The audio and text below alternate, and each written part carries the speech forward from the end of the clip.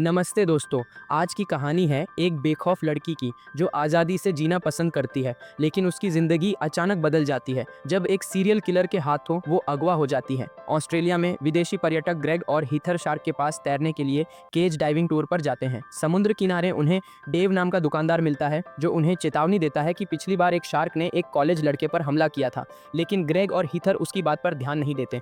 कुछ देर बाद tour guide टकर वहां आता है और ग्रेग और हीथर से कुछ सवाल पूछता है। उसे पता चलता है कि किसी को भी नहीं मालूम कि ये दोनों यहाँ आए हैं।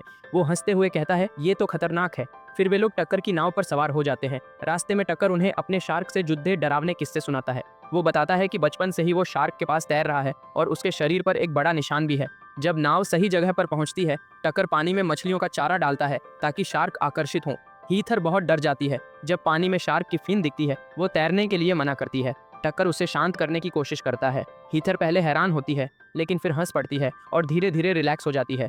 इसके बाद ग्रेग और हीथर पिंजरे में बैठकर पानी में उतरते हैं और पानी में तैरते हैं। चारों ओर शार्क होती हैं और हीथर डर जाती है। धीरे धीरे दोनों शार्क की खूबसूरती और ताकत देखकर हैरान और रोमांचित हो जाते हैं। कुछ देर बाद वे वापस नाव पर लौटते हैं और हीथर बहुत खुश होती है, लेकिन तभी टक्कर अचानक चाकू निकालता है और ग्रेग को मारकर समुद्र में फेंक देता है। ये देखकर हीथर बहुत ही डर जाती है। अगले दिन अमेरिकी सर्फर जेफर समुद्र तट पर लहरों का आनंद ले रही होती है। बाद में जब वह दुकान पर जाती है तो वहां मोजेस जंपर केबल्स मांग रहा होता है। जब दुकानदार कहता है कि स्टॉक खत्म है, तो मोजेस जेफर से पूछता है कि क्या उसके पास है, लेकिन जेफर झूठ बोलकर कहती है, नहीं, मेरे पास नहीं है। जेफर अपने सस्ते स्लर्पी का भुगतान करती है और बाहर निकल जाती है, लेकिन बाद में पता चलता है कि उसने कप के अंदर आइसक्रीम का टब छिपाकर चुरा लिया था। जब जेफर अपनी वैन की ओर जा रही होती है तो मोजेस उसे रोकता है और कहता है, मुझे लिफ्ट दे दो, नहीं तो मैं कैशियर को चोरी के बारे में बता दूंगा। मजबूर होकर जेफर उसे साथ ले लेती है। रास्ते में मोजेस लगातार बात करता रहता है, जिससे जेफर बहुत परेशान हो जाती है और उसे चुप करा देती है। जब वे आखिरकार उसकी कार तक पहुंचते हैं तो जेफर देखती है कि मोजेस के पास सर्फबोर्ड्स हैं। दोनों सर्फिंग के प्रति अपने प्यार के बारे में बात करने लगते हैं। जेफर को एहसास होता है कि मोजेस इतना बुरा भी नहीं है। मोजेस कहता है कि वो चोरी की बात कभी किसी को नहीं बताने वाला था, भले ही जेफर उसे लिफ्ट न देती। जेफर अपनी वैन से उसकी कार स्टार्ट करने में मदद करती है और जैसे ही रेडियो चालू होता है, दोनों को पता चलता है कि उन्हें एक जैसी म्यूजिक भी पसंद है।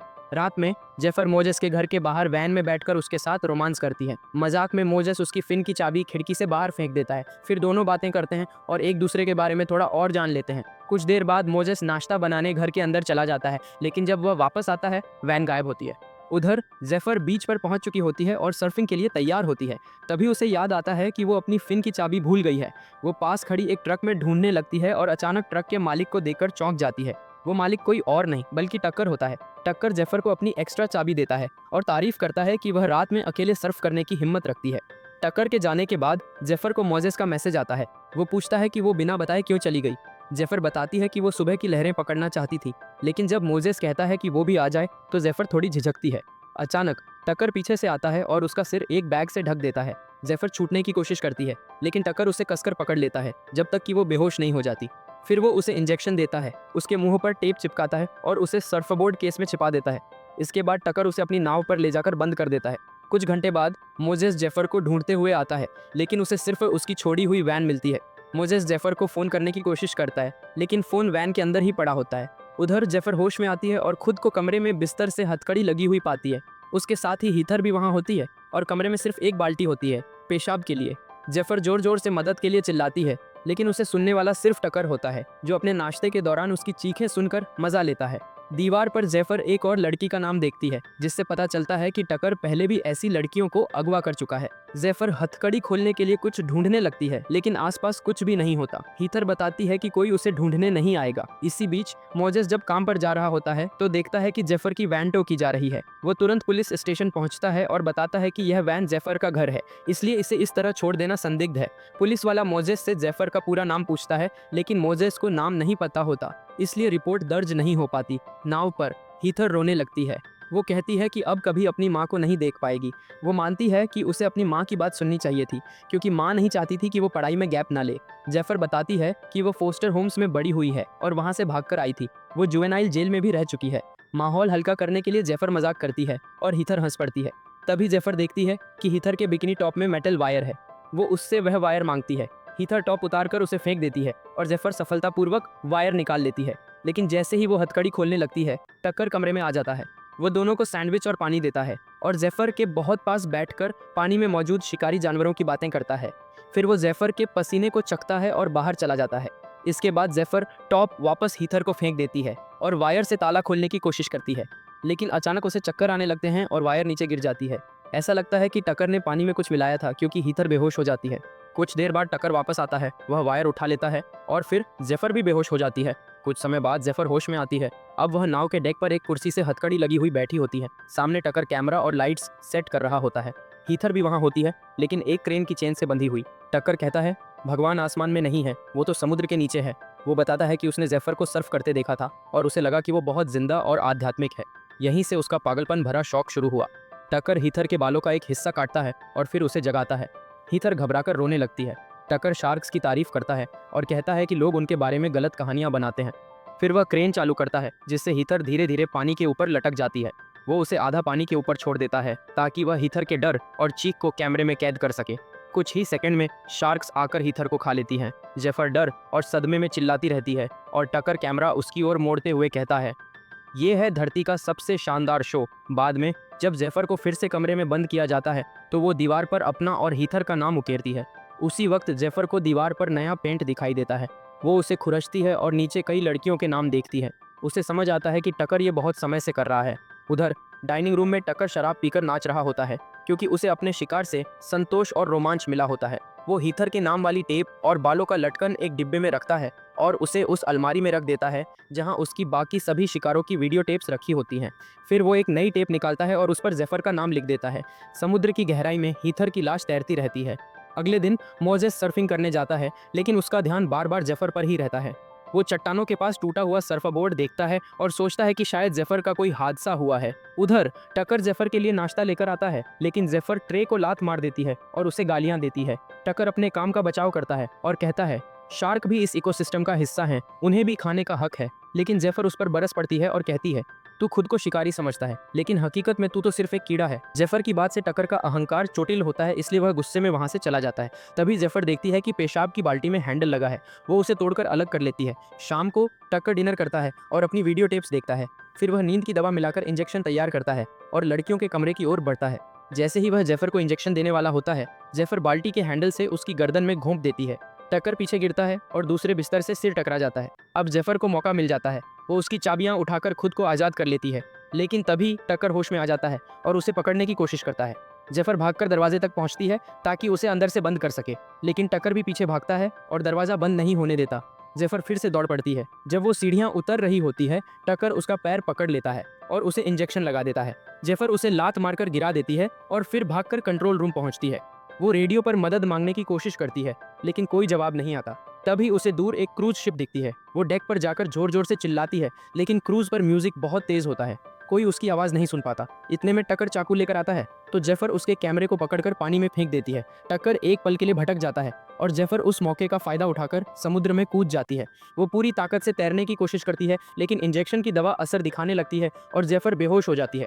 टक्कर फिर उसे पानी से निकालकर वापस नाव पर ले आता है। अगले दिन पुलिस आखिरकार जेफर को ढूंढना शुरू करती है। उधर मोजेस समुद्र किनारे खड़ा सब देख रहा होता है। तभी उसे एक आइडिया आता है। वो वेव वॉच ऐप खोलता है जो बीच की लाइव फुटेज दिखाता है।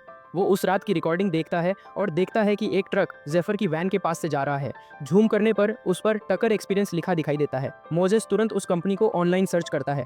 उधर टक्कर नाव लेकर पियर पर आता है ताकि सामान खरीद सके।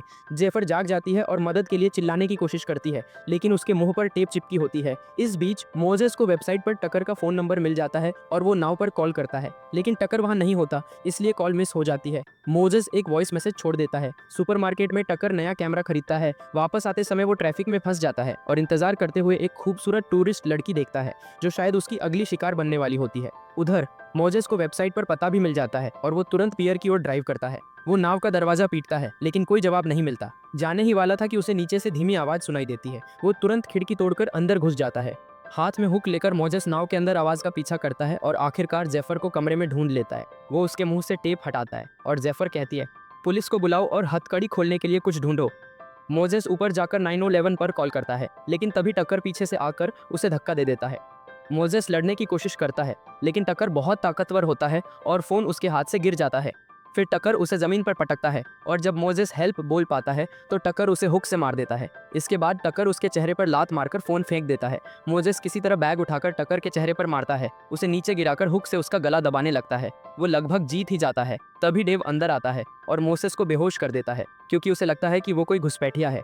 डेव को भी जेफर की आवाज़ सुनाई देती है और वो उसकी ओर बढ़ता है, लेकिन टकर पीछे से आता है और हुक से डेव को मार देता है। वहीं कुत्ता भी जोर जोर से भौंक रहा होता है तो टकर गुर्राकर उसे डरा देता है। फिर वह जेफर के कमरे का दरवाजा बंद कर देता है और नाव को हैंगमैन शोल्स नाम के एक द्वीप की ओर मोड़ देता है। कुछ देर बाद मोजेस होश में आता है। अब वह जेफर के पास वाले बिस्तर से हथकड़ी में बंधा होता है। वो जेफर से पूछता है कि वो उस रात उसे छोड़कर क्यों भागी थी। जेफर झूठ बोलती है कि वो लहरों की वजह से गई थी, लेकिन मोजेस समझ जाता है कि वो किसी से जुड़ने से डरती है क्योंकि वो खुद से नफरत करती है। वो उसे दिलासा देता है कि उसे जेफर जैसी है वैसे ही पसंद है। तभी नाव रुक जाती है और टक्कर अंदर आता है। वो मोजेस को फिर से बेहोश कर देता है। अगली बार जब मोजेस होश में आता है वह डेक पर बंधा होता है। उसके बगल में डेव की लाश पड़ी होती है। जेफर कुर्सी से हथकड़ी में बंधी होती है और टक्कर से रहम की भीख मांगती है, लेकिन टक्कर उसकी नहीं सुनता। टक्कर क्रेन उठाता है और धीरे धीरे मोजेस को पानी की ओर ले जाता है। नीचे शार्क पहले से मौजूद होती हैं।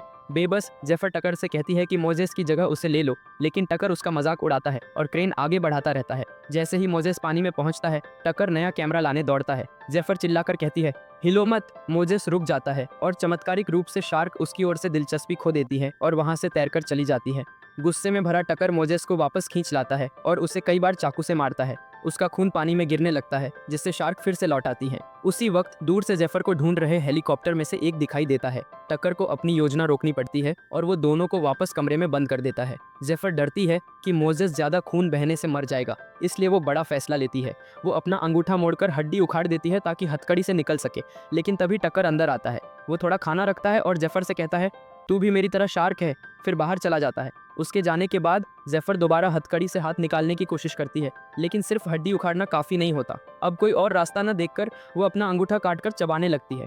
रात में टक्कर नींद की दवा लेकर कमरे में आता है, लेकिन जेफर का बिस्तर खाली मिलता है। तकिए पर सिर्फ उसका अंगूठा पड़ा होता है। तभी जेफर छिपने की जगह से निकलती है, दरवाजा बंद करती है और कंट्रोल रूम की तरफ भागती है। जेफर नाव को स्टार्ट कर देती है। टक्कर इमरजेंसी हैच खोलकर बाहर निकलता है और पावर काट देता है, जिससे नाव फिर रुक जाती है। तभी जेफर को पास के द्वीप पर पार्टी दिखाई देती है। वो फ्लेयर सिग्नल फायर ढूंढती है। जब टक्कर उसकी ओर बढ़ता है जेफर उस पर फ्लेयर गन चलाती है और भाग जाती है। वो रसोई में बंद हो जाती है और ऊपर काउंटर पर चढ़कर स्काईलाइट ऊपर की खिड़की तोड़ती है ताकि बाहर निकल सके, लेकिन बेल्ट फंस जाता है और तभी टक्कर अंदर घुस आता है और उसे नीचे खींच लेता है। दोनों फिसल जाते हैं। जेफर के हाथ में फ्राइंग पैन और टक्कर के हाथ में चाकू। जेफर खुद की रक्षा करती है। पहले चाकू घोंपती है, फिर पैन से उसके सिर पर वार करती है ताकि वो गिर जाए। इसके बाद वो फिर भागती है। टक्कर डेक पर पहुंचकर लाइट ऑन करता है और देखता है कि जेफर पानी में तैरते हुए द्वीप की ओर जा रही है। वो तुरंत हरपून भाला गन लेने भागता है, लेकिन जेफर दिखाई नहीं देती। फिर वो स्पीड बोट में बैठकर उसकी ओर दौड़ता है। जैसे ही जेफर किनारे पहुंचती है टक्कर उस पर झपटता है और उसे बेहोश कर देता है। फिर उसे वापस नाव पर खींच लाता है।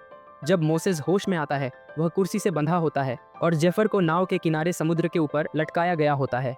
टक्कर उस पर पानी डालकर उसे होश में लाता है और मछलियों की बातें करता है कि कुछ मछलियां जाल में फंसने के बाद भी लड़ती हैं।